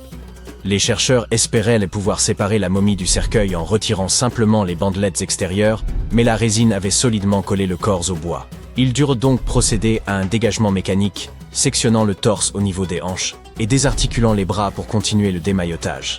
Pour stabiliser les différentes parties, chaque segment fut traité à la cire de paraffine chaude, puis les mains et les pieds furent réassemblés à l'aide de résine. La tête, collée au masque funéraire, fut détachée avec des couteaux chauffés. Afin d'examiner la dentition, une incision fut pratiquée autour de la mâchoire et du cou, réparée ensuite à la résine. Techniquement, les scientifiques firent tout ce qui était en leur pouvoir pour préserver la momie. Pourtant, malgré leurs efforts, elle subit des dommages irréversibles. Et vous, qu'en pensez-vous? Auraient-ils dû la laisser dans son sarcophage, ou ont-ils agi à bon escient? Partagez votre avis dans les commentaires. Les chercheurs ont mis au jour d'anciens artefacts tout près de la sépulture de Toutankhamon. Il s'avère que ce lieu de repos, supposément réservé à l'élite, s'apparente plus à une nécropole commune, abritant une douzaine de cercueils en bois datant d'environ 3600 ans. D'accord, j'ai peut-être un peu exagéré. Ces 11 tombes ne se trouvaient là pas exactement à côté de celles de Toutankhamon, mais relativement proches, aux abords de la ville de Luxor. Les découvertes récentes dans les sépultures égyptiennes apportent de précieuses indications sur la vie quotidienne dans l'Égypte antique. Et contre toute attente, il apparaît que les Égyptiens partagèrent de nombreuses similitudes avec nos civilisations modernes. Les femmes arborent ainsi des parures depuis la nuit des temps, et les archéologues ont exhumé un collier d'une remarquable finesse, composé de 30 perles d'améthyste et de 2 perles d'agate, ainsi qu'un pendentif en forme de tête d'hippopotame, probablement très prisé à l'époque. Les chercheurs ont également découvert 2 miroirs en cuivre, l'un doté d'un manche sculpté en forme de lotus, l'autre orné de la déesse Hathor, associée au ciel, à la féminité, à la fertilité et à l'amour. Ces fouilles récentes aux abords du tombeau de Toutankhamon ont révélé une découverte saisissante. Pour la première fois depuis des millénaires, des vestiges du temple funéraire de la reine Hatshepsut ont été mis au jour. Essayez donc de le répéter rapidement 10 fois.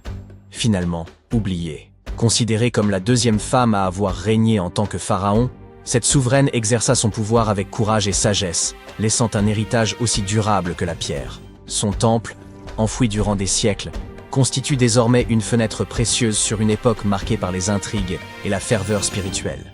Les archéologues ont exhumé plus de 1000 blocs de pierre richement ornés en périphérie du temple funéraire d'Hatshepsut. Peu de femmes réussirent à accéder au trône dans l'Égypte antique. À proximité, une autre tombe a été découverte. Elle appartenait à Djehutimès, intendant du palais de la reine Tétichéri. La reine Hatshepsut semble avoir bien plus de tombes, ou plutôt d'atouts, cachés dans sa manche. Contrairement aux pyramides, ces tombes ont été directement creusées dans la roche, illustrant une approche singulière de la préservation de l'âme dans l'au-delà. Les fouilles ont permis d'exhumer plusieurs objets anciens fascinants. Des jouets en argile, des masques de momies, des scarabées ailés et quelques amulettes. Malheureusement, il est probable que bien d'autres artefacts aient disparu au fil des siècles, car des visiteurs moins scrupuleux que les archéologues ont exploré le site avant eux. Il y a fort à parier que des pillards aient mis la main sur certaines pièces de grande valeur. Pourtant, ils ont laissé derrière eux quelques vestiges intéressants pour les chercheurs, notamment des poteries destinées aux offrandes de pain et de viande. ainsi que des arcs, suggérant un lien entre les propriétaires de ces tombes et l'armée égyptienne. En parlant de protection de l'âme, elle est bien plus essentielle qu'on ne pourrait le croire, surtout lorsqu'on se promène aux abords de Luxor à la recherche de secrets enfouis. Vous n'êtes pas du genre à craindre la malédiction de Toutankhamon, n'est-ce pas? Laissez-moi vous raconter ce qui est arrivé à ceux qui l'ont bravé, mais n'allez pas tout prendre au pied de la lettre. Pendant des années, certains égyptologues, en particulier ceux qui prêtaient foi au paranormal, ont été convaincus qu'une malédiction pesait sur les découvertes liées à Toutankhamon. Cette croyance prenait racine dans la mort brutale et inexpliquée de plusieurs membres de l'équipe ayant exhumé son tombeau en 1922.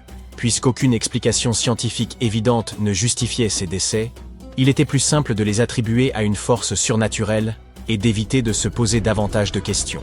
Or, il semble que cette fameuse malédiction ne soit qu'un mythe. En réalité, ces décès pourraient être liés à l'exposition à des radiations mortelles. Mais d'où provenaient-elles? Après tout, si la radioactivité fut découverte au XIXe siècle, il est difficile d'imaginer que les anciens Égyptiens aient eu accès à du radium pour illuminer le tombeau de Toutankhamon d'une lueur inquiétante. Alors, quelle est la véritable explication? Il se pourrait que des déchets toxiques soient à l'origine de ces morts mystérieuses. Des niveaux élevés de radiation issus de l'uranium et d'autres substances dangereuses auraient été piégés dans le tombeau depuis plus de 3000 ans. D'ailleurs, il se murmure que la chambre funéraire de Toutankhamon contiendrait encore aujourd'hui des taux de radiation si élevés que toute personne y pénétrant risquerait de développer une maladie incurable due à tant d'exposition. Et si cela vous semble exagéré, dites-vous que vous pourriez frôler un niveau de contamination similaire si vous laissez moisir des restes de nourriture au fond de votre frigo pendant 1 mois. Toutefois, cette radioactivité ne se limite pas au tombeau de Toutankhamon. La recherche d'artefacts égyptiens est proprement fascinante mais tout aussi périlleuse. De nombreuses tombes de l'Ancien Empire affichent des niveaux de radiation anormalement élevés. Les compteurs Geiger ont détecté des radiations sur 2 sites proches des pyramides de Gizeh, et du radon, un gaz radioactif, a été relevé dans plusieurs tombes souterraines de Saqqara. Il est probable que les bâtisseurs de ces sépultures aient eu conscience de ces toxines. Des avertissements gravés sur les murs mettent en garde contre une mort inévitable pour quiconque ose profaner ces lieux. L'une des inscriptions prévient « Quiconque violera ce tombeau périra d'un mal qu'aucun médecin ne saura comprendre ». D'autres formules évoquant l'interdit causé par des esprits maléfiques ont sans doute renforcé la peur de ces malédictions antiques. Depuis toujours, ces avertissements intriguaient les archéologues. Mais un événement survenu il y a un siècle a ravivé la crainte des malédictions. En 1922, peu après l'ouverture du tombeau de Toutankhamon, Lord Carnarvon, qui avait financé l'expédition, mourut dans des circonstances mystérieuses, de même que de nombreuses personnes ayant exploré la tombe. Arthur Weigel, un égyptologue britannique présent lors de l'ouverture du tombeau, est d'ailleurs considéré comme l'un des artisans du mythe de la malédiction. Ironie du sort, il mourut prématurément en 1934, alors qu'il n'avait qu'une 50aine d'années. Certains avancent que son décès pourrait être lié à une exposition prolongée aux radiations. Sur les 26 personnes présentes lors de l'ouverture, 6 périrent dans les 10 années suivantes. Toutefois, ces disparitions ne sont pas toutes imputables aux rayons X. Les causes variaient: asphyxie, AVC, insuffisance cardiaque, pneumonie et même empoisonnement. Sinistre, n'est-ce pas? Pourtant, un homme semble avoir échappé à cette prétendue malédiction. Howard Carter, l'archéologue qui dirigeait les fouilles. Pour certains, sa survie prouvait que cette légende n'était qu'un mythe. Après sa découverte, Carter publia plusieurs ouvrages avant d'abandonner progressivement l'archéologie pour le commerce d'antiquités destinées aux musées. Toutefois, certains pensent que la malédiction l'a frappé d'une autre manière. Une rumeur persistante le lie à Evelyn, la fille de Lord Carnarvon. On raconte qu'il l'aimait éperdument, mais qu'elle épousa un autre homme. Désespéré, il aurait choisi de rester célibataire jusqu'à la fin de sa vie. Une autre forme de malédiction, plus subtile, mais tout aussi cruelle. D'autres ont affirmé qu'ils avaient eu une liaison durant son séjour en Égypte, mais que tout s'était terminé avec la mort de son père et son départ définitif du pays. Néanmoins, ces récits manquent de preuves. Evelyn n'avait que 6 ans lorsqu'ils se sont rencontrés, et leur relation est restée cordiale jusqu'à la fin. Présente à ses funérailles, elle faisait partie des rares invités, mais elle a nié toute romance, affirmant qu'ils n'étaient pas si intimes. 1 an après la découverte de la tombe de Toutankhamon, Evelyn épousa le politicien Sir Brograve Beauchamp et eut une fille. Cette même année, Beauchamp visita la sépulture avec ses parents, sous la conduite de Carter. Ce dernier ne se maria jamais, et, hormis ses spéculations posthumes autour d'Evelyn, aucune autre relation amoureuse ne lui fut attribuée. Si la légende de la malédiction ajoute une touche intrigante à son histoire, son tempérament distant vis-à-vis des relations était déjà évident bien avant l'ouverture du tombeau. Carter n'était tout simplement pas quelqu'un de sociable. En 1939, après un long combat contre la maladie, il finit par succomber. Il avait 64 ans, une espérance de vie tout à fait ordinaire au Royaume-Uni à cette époque, si bien que personne ne jugea sa mort suspecte ni ne l'associa à une quelconque malédiction. À son décès, on découvrit que plusieurs artefacts du tombeau de Toutankhamon étaient en sa possession, dans son appartement londonien. Ceux-ci furent finalement restitués à l'Égypte, événement que certains interprétèrent comme la conclusion de la malédiction. Peut-être que s'il n'avait pas conservé ses souvenirs chez lui, il aurait vécu bien plus longtemps. Quant aux autres décès, ils conservent une part de mystère. La théorie de la malédiction a sans doute été renforcée par des événements troublants survenus lors des fouilles. Carnarvon développa une grave infection après une simple piqûre de moustique. Et au moment de l'ouverture du tombeau, le Caire connut une panne de courant inexplicable suivie d'une tempête de sable. En Angleterre, le chien de Lord Carnarvon, Suzy, s'échappa de la demeure et se mit à aboyer frénétiquement, sans raison apparente, du moins si l'on en croit les témoins. Plus étrange encore, au moment exact où son maître rendit son dernier soupir, l'animal poussa un hurlement avant de s'effondrer, inerte. Peut-être que les radiations n'ont finalement joué aucun rôle, et que les anciens artefacts du tombeau de Toutankhamon étaient réellement porteurs d'une malédiction. Troublant, n'est-ce pas? La première photographie fut réalisée en 1826. Oui, là-bas, tout au fond, c'est bien moi qui vous fais coucou. Depuis ce moment historique, une infinité d'images ont été capturées à travers le monde. Autrefois, si l'on souhaitait obtenir son portrait, il fallait faire appel à un peintre. Il était alors nécessaire de rester parfaitement immobile pendant de longues minutes, en espérant que la lumière soit idéale. Et pour être honnête, ces portraits manquaient souvent de fidélité. Vous auriez peut-être souhaité des yeux un peu plus lumineux, ou des lèvres subtilement ourlées. Lorsqu'il est question de figures illustres de l'Antiquité, la photographie ne peut évidemment rien nous offrir. C'est simple, il n'en existe aucune, ni image, ni vedettes antiques. Il nous faut alors tenter d'imaginer leur apparence, en nous appuyant sur des œuvres peintes ou sur des descriptions rédigées par d'éminents érudits. Heureusement, à mesure que le temps passe, ce manque de certitude deviendra lui aussi un souvenir lointain. C'est ici qu'intervient la science de la reconstitution faciale. Grâce à cette discipline fascinante, nous disposons aujourd'hui de moyens bien plus précis pour nous représenter les visages des grandes figures du passé. Mais comment les scientifiques s'y prennent-ils, vous demandez-vous? Eh bien, sachez qu'un crâne humain fournit de nombreuses informations sur l'aspect extérieur, des arcades sourcilières à l'écartement des orbites. Tout concourt à dessiner un profil réaliste. Même la cavité nasale ou la forme du menton influencent la physionomie. En somme, le crâne agit comme le véritable plan du visage. En s'appuyant sur ces structures osseuses, les artistes collaborent avec les anthropologues pour reconstituer une apparence crédible. C'est une forme d'enquête scientifique grandeur nature, mais où l'argile remplace le drame. À ce stade, vous vous demandez sans doute, mais jusqu'à quel point ces reconstitutions sont-elles fiables? Il est vrai que le résultat final ne peut restituer tous les détails. Ni la couleur des yeux, ni celle de la peau ne peuvent être déduites du crâne. La pilosité faciale demeure tout aussi incertaine. Et si vos joues rebondies vous donnent un air charmant, le squelette gardera ce secret. Malgré ses limites, la reconstitution faciale demeure un précieux outil pour esquisser les traits de personnages historiques.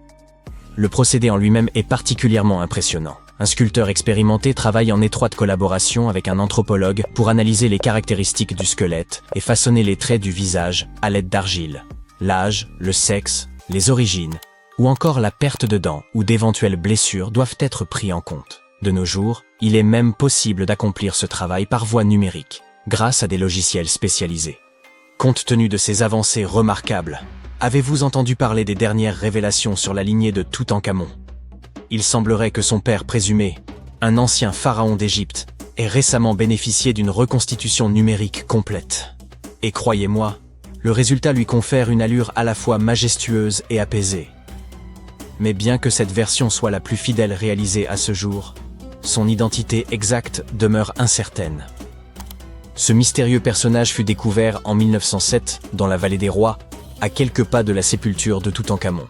Depuis plus d'un siècle, des chercheurs le scrutent avec attention, estimant qu'il pourrait s'agir d'Akhenaton, le père du jeune pharaon, et une figure majeure de l'histoire égyptienne. Toutefois, certains spécialistes demeurent prudents et réclament des preuves supplémentaires pour en établir l'identité. La reconstitution de ce visage a mobilisé durant plusieurs mois une brillante équipe de chercheurs basée en Sicile.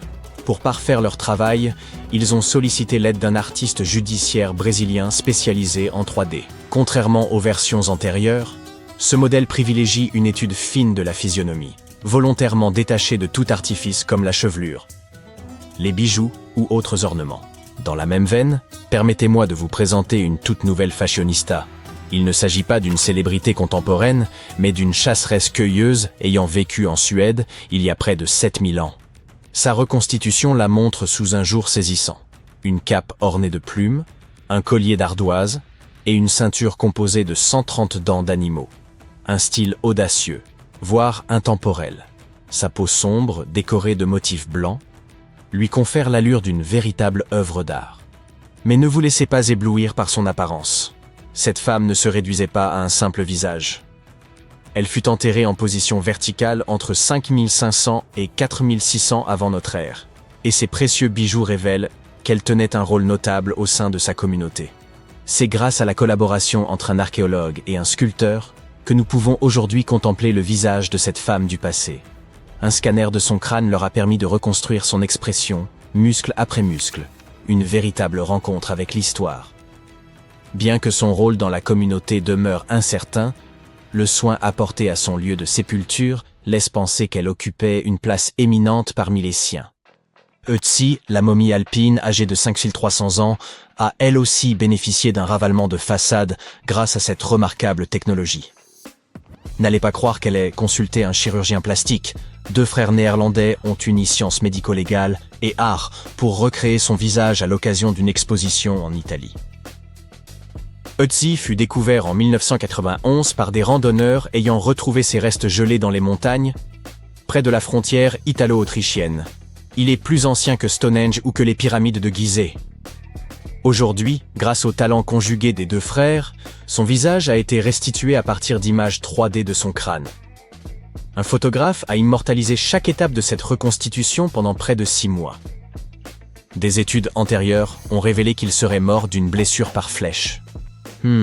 Son corps, abandonné dans une région glacée et isolé en altitude, a été préservé naturellement par la neige. Aujourd'hui, il repose dans une chambre froide du musée, reproduisant les conditions humides et frigorifiques du glacier. Un système de refroidissement inédit permet même de présenter la momie au public sans compromettre sa conservation. Le dernier anniversaire de Ötzi fut son 46e, un âge plutôt avancé pour son époque. Il mesurait environ 1,60 m pour un poids avoisinant les 50 kg, ce qui en faisait un homme de petite stature. Mais après plus de 5000 ans, qui s'en soucie vraiment? Le roi Henri VII d'Angleterre a lui aussi bénéficié d'un relooking numérique. Et le résultat est saisissant. Un graphiste a utilisé un masque mortuaire datant de 1509 pour produire une reconstitution aussi fidèle qu'impressionnante. Vous vous demandez pourquoi un masque? Avant l'invention de la photographie, on employait de la cire pour conserver les traits d'une personne avec bien plus de précision que par la peinture. Et, disons-le franchement, cette version d'Henri change complètement la donne. Henri VII régna sur l'Angleterre de 1485 à 1509. Un portrait de lui, visible à l'abbaye de Westminster, était déjà très crédible, mais cette nouvelle version numérique pousse encore plus loin. Il fallut environ 2 mois à l'équipe pour l'achever, à l'aide de logiciels spécialisés, d'algorithmes sur mesure et d'ajustements manuels particulièrement minutieux. Le projet débuta avec une image haute définition du masque, utilisée pour générer un modèle 3D du visage. Ensuite, les éclairages furent conçus. Enfin, les marques faciales et la chevelure furent ajoutées pour finaliser la reconstitution. Et ce n'est pas tout. Une barbe a été ajoutée au visage d'Henri VII, car les hommes de cette époque étaient souvent, barbus. Nous ne saurons jamais avec certitude s'il en portait une, mais ce détail humoristique apporte un certain charme à l'ensemble. L'équipe à l'origine de cette reconstitution a également redonné visage à d'autres figures historiques, telles que Mary Stuart, reine d'Écosse, ou encore Oliver Cromwell. Ces masques sont, en quelque sorte, des passerelles vers une époque révolue. Il est fascinant de constater que la technologie nous permet de remonter des millénaires pour contempler les visages que nous ne pouvions jusqu'alors que deviner. Qui sait, dans quelques siècles, peut-être que nos selfies serviront à leur tour de base à de nouvelles reconstitutions. Une découverte macabre a été faite en Égypte il y a quelques années. Vous voulez en savoir plus ? 16 mains humaines, soigneusement enterrées dans 4 fosses sinistres. À première vue, elles ne ressemblaient pas vraiment à des mains humaines, car elles étaient anormalement grandes. Mais c'étaient bien des mains d'hommes. Bizarrement, il n'y avait que des mains droites, aucune main gauche. Et nous avons découvert qu'un ancien rituel très sombre avait eu lieu à cet endroit. L'art et les contes de l'Égypte ancienne parlent d'une cérémonie au cours de laquelle les guerriers présentaient la main droite de leurs adversaires comme preuve de leur victoire et demandaient de l'or en échange. Les Égyptiens croyaient en une vie après la mort, et couper la main de quelqu'un revenait à lui ôter son pouvoir pour l'éternité. S'assurer ce type de victoire était intéressant pour les guerriers. Dans le cas qui nous occupe, le combat avait opposé les Égyptiens aux Hyksos, qui vivaient dans ce qui s'appelait autrefois Canaan. L'Égypte a souvent été le théâtre de découvertes qui ont marqué l'histoire. Et il y a quelque temps, ce papyrus a été retrouvé. Quand on le déploie, il est un peu plus grand qu'un gratte-ciel. Le plus petit gratte-ciel du monde, d'accord. Celui de Wichita Falls, au Texas. À l'époque, les humains n'écrivaient pas sur leur téléphone, ils écrivaient sur cette chose, fabriquée à partir de la moelle du souchet papyrus. Il y a environ 2000 ans, les anciens Égyptiens ont composé quelque chose qui ressemble à un livre. Ils y ont décrit la plupart de leurs traditions funéraires et leur vision de l'au-delà. Ce manuscrit est considéré comme l'un des textes les plus importants de l'Égypte ancienne et il est encore vendu en librairie à ce jour. Il a été exhumé d'une chambre située juste au sud de la pyramide de Djéser, à Saqqara. Eh oui, Djéser est la pyramide la plus ancienne d'Égypte. Ce ne sont pas celles de Gizeh, comme le pensent la plupart des gens. Récemment, le site de Saqqara a été pris d'assaut par des archéologues super enthousiastes qui ont trouvé l'une des plus anciennes momies intactes d'Égypte. Ils pensent que cette momie bien conservée est la dépouille d'un homme fortuné. Elle a été découverte dans un puits profond, recouverte de plusieurs couches de feuilles d'or. De nombreux symboles montrent qu'il s'agissait d'un homme important et riche, comme le bandeau qu'il porte sur la tête, le bracelet sur sa poitrine et le fait qu'il ait été embaumé avec une tunique, ce qui était réservé à la fine fleur de l'Égypte. Mais le plus cool dans cette découverte, c'est que le lieu de repos était toujours scellé au mortier, soit dans l'état dans lequel les Égyptiens l'avaient laissé il y a 4300 ans. Cela peut paraître étrange, mais en 2008, des archéologues ont découvert une pyramide manquante. Elle a disparu parce qu'elle s'est tout simplement détériorée en l'espace de 4000 ans. Aujourd'hui, on ne voit plus que sa base. C'était un site très important dans l'Antiquité. On dit qu'autour de la pyramide, les anciens organisaient une cérémonie très particulière, au cours de laquelle les grands prêtres portaient les restes momifiés de taureaux sacrés. Voici un fait amusant. Les anciens Égyptiens croyaient que les taureaux étaient des incarnations terrestres de la divinité de la ville de Memphis et qu'ils étaient liés au rite de fertilité. Mais il ne s'agissait pas de n'importe quel taureau. Ils devaient être entièrement noirs, avec une seule marque blanche entre les cornes et tout un tas de caractéristiques très spécifiques. Ils étaient sélectionnés par les prêtres locaux et honorés jusqu'à leur mort. Ensuite, ils étaient momifiés et enterrés dans des galeries souterraines.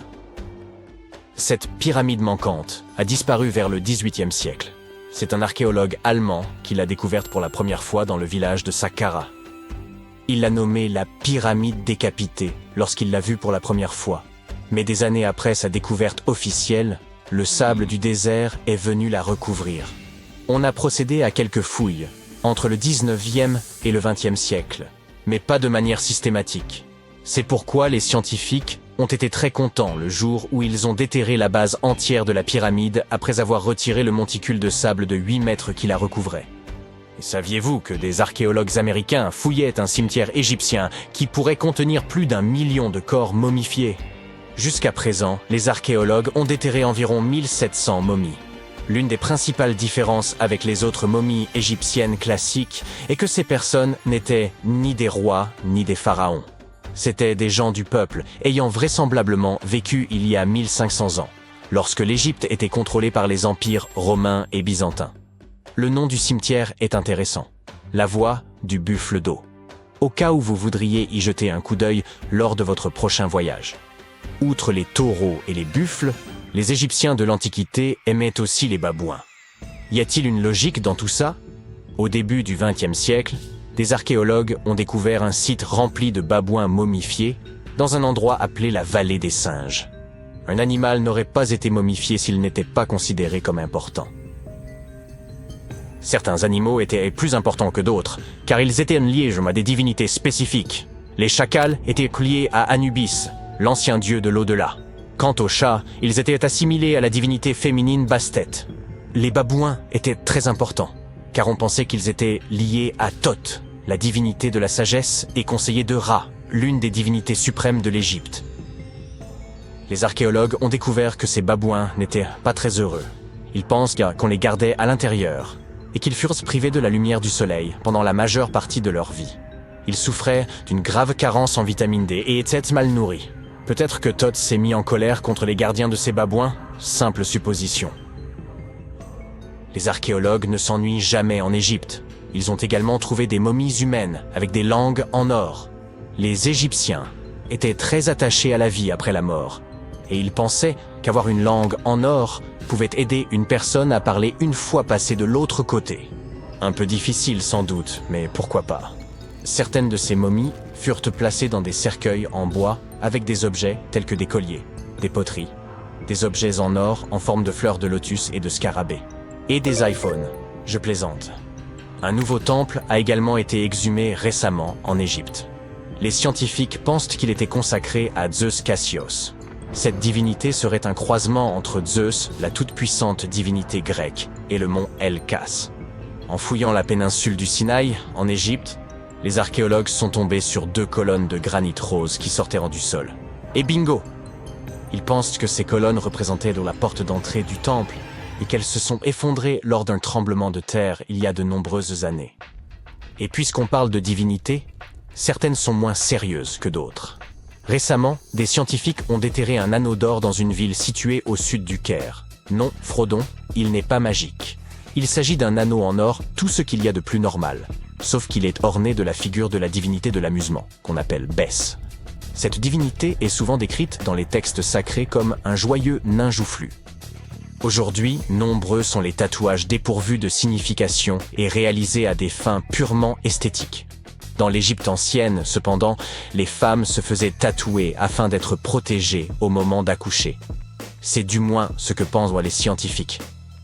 Dans la région du Nil, des chercheurs ont trouvé des momies dont les tatouages étaient bien conservés, ce qui est tout rare, car la peau se détériore très facilement.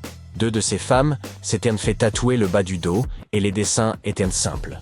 Il y avait surtout des images, dont celle du nain joufflu dont nous venons de parler, Bès. Protéger les femmes lors de leur accouchement était donc apparemment son hobby. Me croiriez-vous si je vous disais que les anciens Égyptiens ont inventé les robots? Non. En effet, ce n'est pas tout à fait vrai. Bien sûr,